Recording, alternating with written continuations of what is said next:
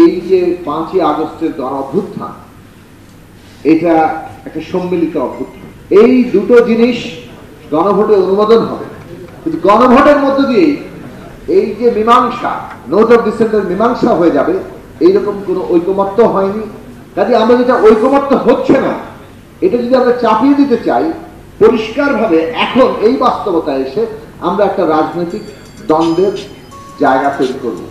সেই দ্বন্দ্ব সংঘাতের রূপ নিতে পারে এবং সেটা আমাদের বর্তমান উত্তরণকে বাধাগ্রস্ত করতে পারে, নির্বাচনকে হুমকির মধ্যে ফেলতে পারে। এখন আমরা কি এই যে নোট অফ ডিসেন্ট, আমাদের দলের পক্ষ থেকে প্রায় নোট অফ ডিসেন্ট নাই বললেই চলে, আমরা কিন্তু পুরোটার সাথে একমত।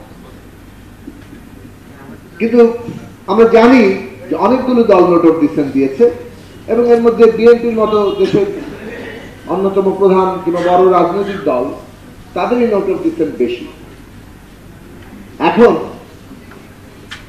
আমরা নোট অফ ডিসেন্ট চাইনি বলে, দেইনি বলে, আমরা এগুলো সবগুলো দাবির সাথে একমত বলে আমরা অন্য কারো অধিকার কেড়ে নিতে পারি না। এটা তো গণতন্ত্রের মধ্যে এটা চলে না। এটা আমাদের মানতে হবে যে এই যে 5ই আগস্টের গণ অভ্যুত্থান, এটা একটা সম্মিলিত অভ্যুত্থান। এই অভ্যুত্থানের মধ্যে দিয়ে আমরা সবাই মিলে একটা আকাঙ্ক্ষা তৈরি করছি যে সেটা বদলাবো। এইটা আমাদের রাজনৈতিকভাবে উপলব্ধি করা দরকার এবং আমরা সেটা যদি ঠিক মতো উপলব্ধি করি, তাহলে আমাদের উচিত হবে আমরা যা সেটেল করেছি, যতটুকু ঐকমত্যে পৌঁছতে পেরেছি, সেগুলোকে আনসেটেল না করা, মানে ওগুলোকে আবারও কোনো অনিশ্চয়তার মধ্যে না ফেলা। জুলাই জাতীয় সনদ একটা সেটেলড ইস্যু এবং এইটা গণভোটে যাবে, সেটাও সেটেল হয়েছে। সেইখানে এটা জনগণের অনুমোদন পাবে, কাজেই আগামী সংসদের উপরে এর একটা বাধ্যবাধকতা তৈরি হবে যে জনগণ এটাকে সমর্থন করবে।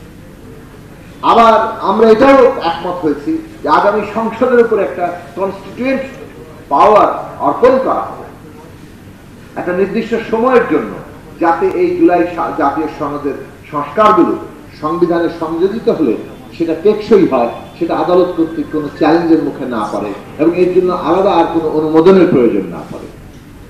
এই দুটো জিনিস গণভোটে অনুমোদন হবে, কিন্তু গণভোটের মধ্য দিয়ে এই যে মীমাংসা, নোট অফ ডিসেন্টের মীমাংসা হয়ে যাবে, এইরকম কোনো ঐকমত্য হয়নি।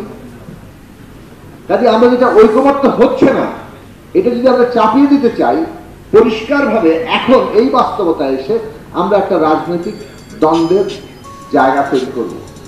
সেই দ্বন্দ্ব সংঘাতের রূপ নিতে পারে এবং সেটা আমাদের বর্তমান উত্তরণকে বাধাগ্রস্ত করতে পারে, নির্বাচনকে হুমকির মধ্যে ফেলতে পারে এবং সেই পরিস্থিতিতে অন্য কোন শক্তি রাজনৈতিক ক্ষমতায় নিয়ন্ত্রণ নিতে পারে। এই প্রশ্নগুলো কেবল আশঙ্কা নয়, ভয় দেখিয়ে কোন একটা কিছুর মধ্যে আমাদের ঢুকে যেতে হবে সেটার প্রশ্ন নয়। প্রশ্নটা হচ্ছে আমরা যা অর্জন করতে চাইছি, সেই অর্জনটাকে আমরা এর চাইতে বেশি করতে পারছি।